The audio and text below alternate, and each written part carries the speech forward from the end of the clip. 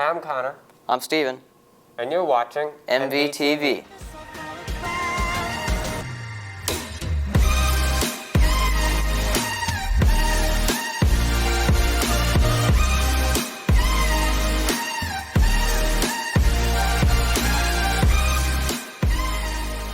Hey, Will. Yeah. How was your nap under my chair earlier? It was awesome. Were you planning on going to a blood drive afterwards? Because I heard that there's one in the theater on Friday, March 4th from 8 a.m. to 2 p.m. You've probably seen the drops of blood around the school, and they've probably been coming around to your lunches unless you're a freshman. Just a reminder that this is happening. Friday, March 4th, 8 a.m. to 2 p.m. in the theater. Now, where's my fidget toy? Hi, my name is Alex Murray. One of the biggest problems we face in the world right now is electronic waste. Electronic waste, also known as e-waste, is any electronic device that is deemed broken or unusable. The main problem right now is how to dispose of it. E-waste requires special equipment to get rid of, which means it usually ends up in landfills or worse, exported to other countries. If left unsupervised, the waste can cause catastrophic damage to the environment, with chemicals pouring into rivers or animals choking on electronic parts. Hundreds of thousands of tons of e-waste is produced each year, with many people not knowing what to do about it. For my Global Scholars project, I decided to do something about this. Next week, I'm going to hold a drive to collect e-waste that is brought in, and once the drive is over, go to Kenyon, where they'll be able to properly dispose of it. Most electronics can be brought in, but there is a list of items which they ask not to be brought in. In the description of this video, there is a link to what can and cannot be brought in. I ask that you look at this before considering what to bring in. If you do have something that can be recycled, please bring it to the stats room this week, either before or after school. If you have any questions, you can contact me through my school email or if you see me at school. Thank you for your time. I'm thinking to go to college. You are? Yeah. So am I, but it's just so expensive. Yeah, I can agree with you on that one. But aren't there scholarships, though, that just dropped? Yeah, I think so. Isn't there like 5 new ones? Yeah. Can't you get more than one? Yeah, I think so, as long as you can qualify for them. Yeah, but there's also just one other problem. I'm as blind as a bat. Can you maybe lead me down there to the guidance office? Oh yeah, for sure. Here, I'll show you. So if you don't know where the guidance office is, I can come and show you. So follow me.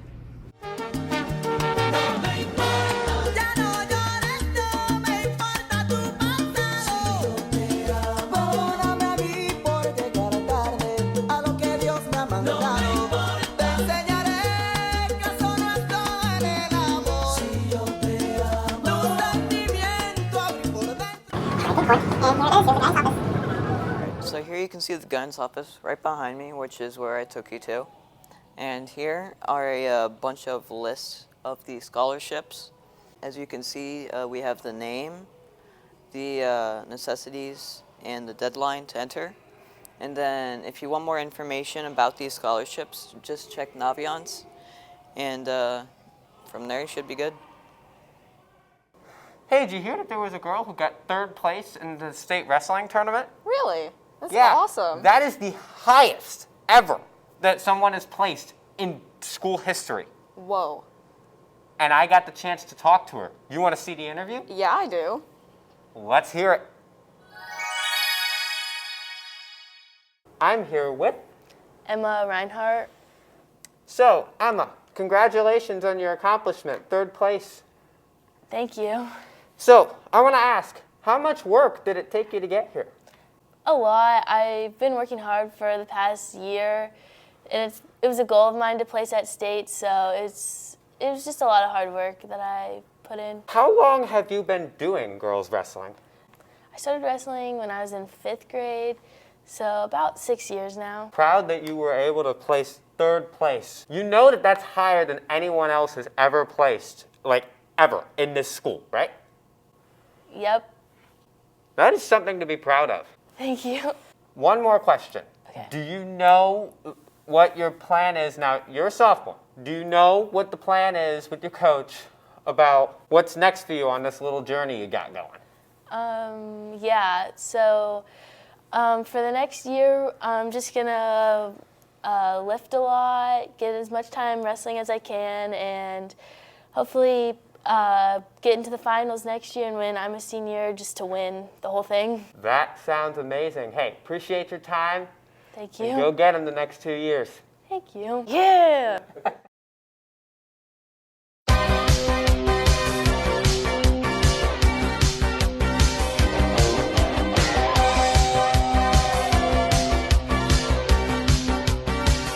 Hello, Dr. Von Herbert. I need to be sent to March 6, 1475. It's a mission from M, please.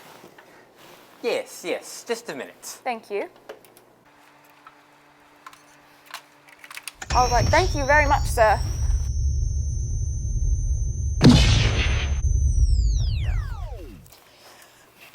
Just a moment, if you would. Are you kidding me? No, I need to go to Moscow, March 5th, 1953. What did you just stuff in your pocket? I know you did something. Don't worry about it. Fine, I'll let you pass this once.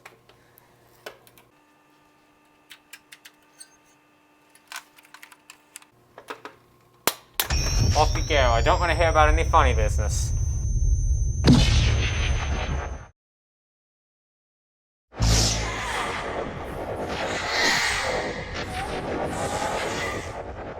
Oh, hey, madam. How'd the mission go? Well, it's a good thing I'm trained as a nurse, and I think in a few years' time that, let's just say, Mass at the Sistine Chapel is going to be much more interesting. Think so, eh? Oh, absolutely, sir.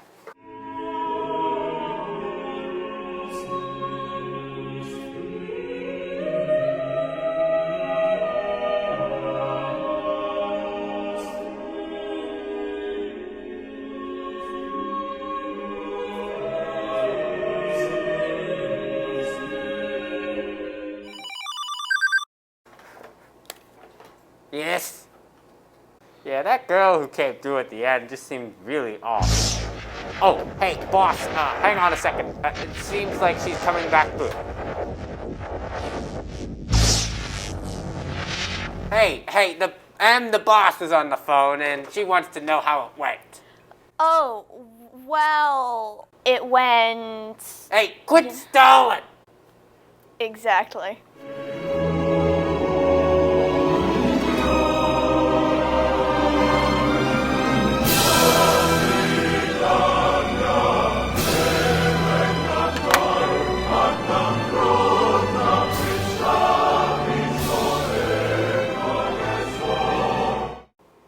Have you been watching the news lately? No, I haven't. I think I've been living under a rock. What's going on? There's this whole situation with Ukraine, but I don't really know what's going on. There's so much happening. Thank goodness we have a couple people in our school who are qualified, read the news, and who can tell us a little bit more about it. Yeah, let's take a look.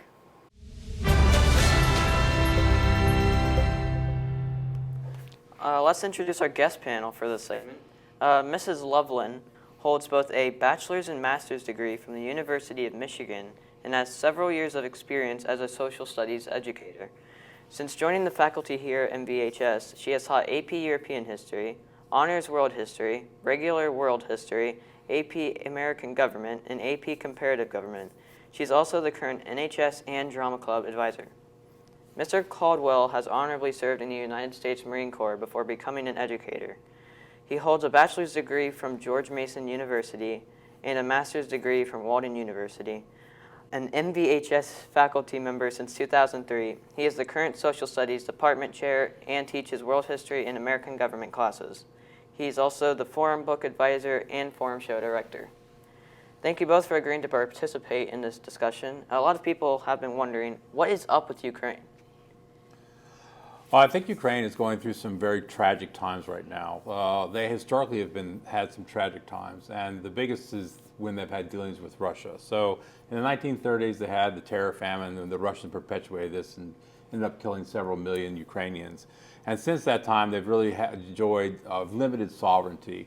They did get it after the breakup of the Soviet Union in the 1990s, but it was a tenuous thing at best. And now they're actually having to try to defend themselves again after they rejected basically a puppet government that the Soviet Union had put in there under Putin. And they have achieved some independence with the democratic government, but that does not sit well with Putin. And so He's going in now to try to, do some regime change things. So I think that the world is going to see some, very difficult times ahead for the Ukrainians, and it's just kind of a repeat of their history. All right. And what would you say are Russia's goals in this conflict? So a couple of weeks ago, Putin came out and said, Stephen, that the breakup of the Soviet Union was the largest geopolitical catastrophe of the 20th century. So not World War I, not World War II, but the breakup of the Soviet Union. And so if you watch Putin, since he became president in 2000, a lot of the moves he's made have been trying to like rebuild the Soviet Union family. And this isn't the first conflict he's had with the countries that decided to be independent in 1991. Belarus and the Ukraine and Russia signed an agreement in 1991, and everybody agreed to go their own separate ways. Yeah. But he's installed a very Moscow-friendly government in Belarus. They've had conflicts with the Republic of Georgia, and that involved ended up in a 12-day war, and Georgia cutting all diplomatic ties to Russia. And Georgia was one of those countries that left the Soviet Union and was really more Western looking, and like Ukraine was, like trying to be more aligned with the EU and trying to be aligned with the NATO countries and trying to leave like the old Soviet past and in the past and try to be more Western. And so Putin doesn't like that. And so really, I think his goal is to put the band back together, so to speak. He's made up excuses to go into Ukraine. Like in 2014, the Ukrainian people voted out a Moscow-backed government. And so in retaliation, he came in and annexed the Crimean Peninsula, and that like warm water port, Sevastopol, that the Russians were always after. And so that's where we also got these two separatist regions that everybody keeps talking about now in these last 2 weeks. But he's using that as an excuse, right, to go in and protect the Russian people who are in there. But so I think that his goal is to put the Soviet Union back together. And also, his invasion is really like retaliation against Ukraine for them wanting to leave the Russian fold and look more to the West and be more aligned with the EU, and with NATO nations. Gotcha. All right, and Mr. Caldwell, this question's for you. What's the current situation on the ground at the moment?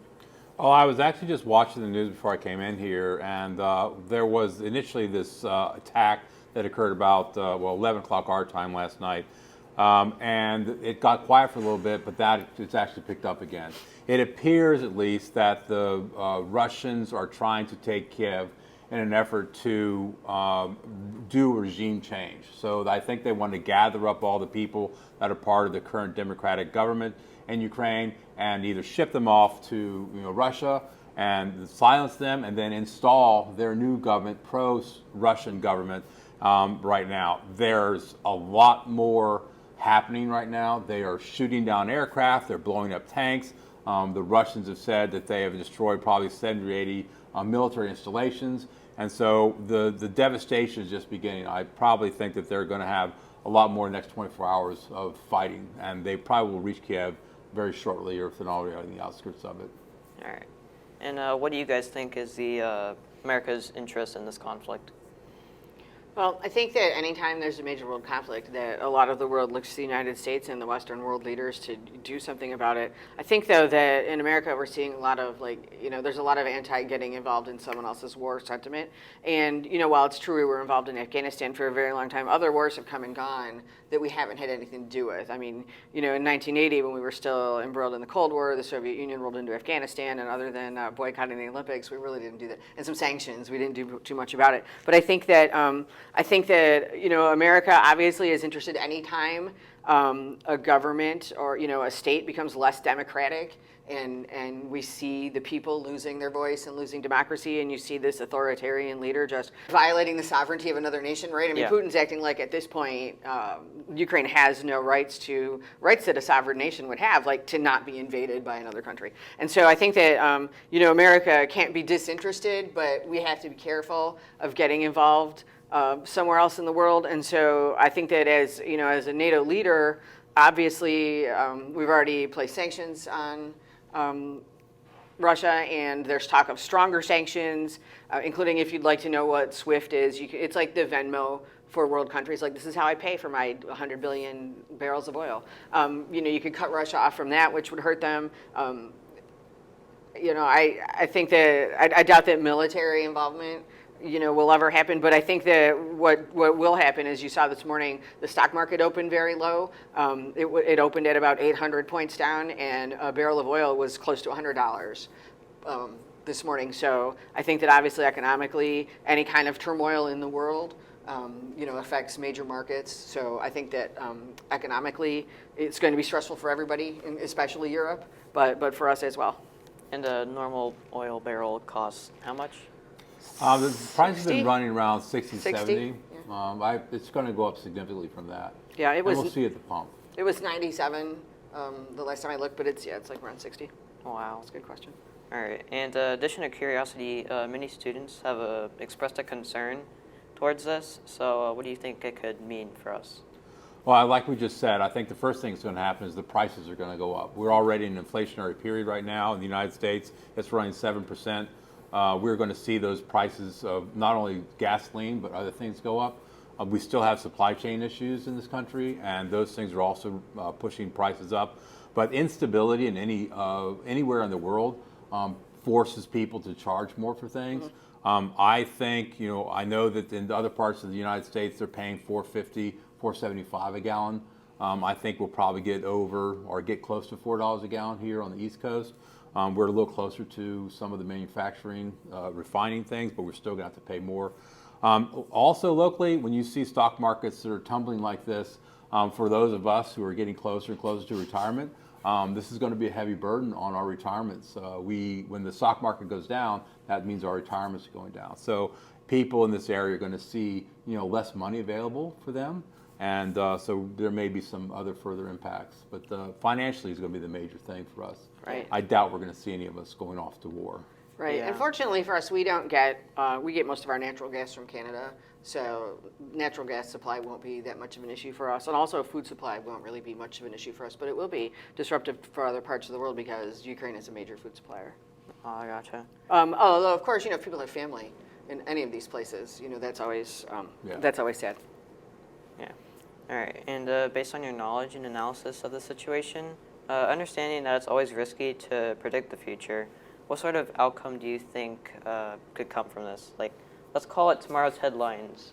Ms. Lovell, would you like to go first? Well, I think that obviously the financial markets are going to be a big deal, and we need to continue to watch those. And the American stock market could lose 5,000 points before this is all said and done.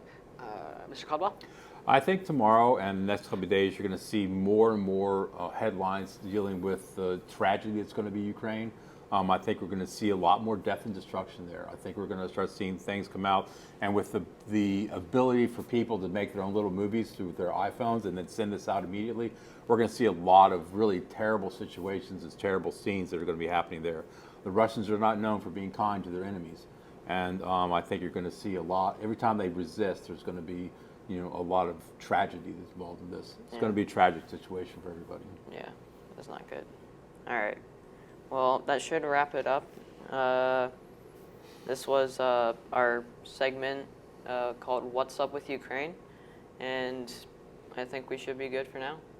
All right. Thank you for coming on. Thank you, Steve. And coming up next, we have our teacher feature with Stephen Yeah. and Mr. Fuller. Let's go. So I'm here with Mr. Fuller for the teacher feature today, and I have a couple questions for you. Sure. All right. So why did you get into teaching? Well, when I was in college, I wanted to be a coach, and in order to be a coach at that time, you had to be a teacher. So I thought back about some of the coaches and teachers I had, and said, that would be a good occupation to get into, maybe to emulate those people. All right. And why did you choose science? Well, I was actually a physical education major and health minor. And there's a lot of science classes you have to take in physical education and health, and that kind of piqued my interest. And so then I went and got another degree in science as well, so I could make myself more available for opportunities that came up for employment. Okay, gotcha. And did you rather choose geology or physical science? They both have their, interests. Both of them it's kind of nice teaching both during the day because that way, you know, I don't have to do the same thing over and over again. So it makes it kind of interesting to do a little bit of physical science and a little bit of earth science in the same day. All right. And what do you normally do outside of school for fun? Oh, outside of school, I coach. I coach girls softball. And then I like to spend time with my family and friends. Like, you know, in the summertime, I like to golf a little bit, go to the pool, you know, do outdoor activities, those types of things. All right, I gotcha. And I think that's all the questions I have for you today. All right. Well, thank you, Stephen. I appreciate it. And good luck the rest of the school year. Thank you. Thank you for having us. All right. You're welcome. That's the end of the episode.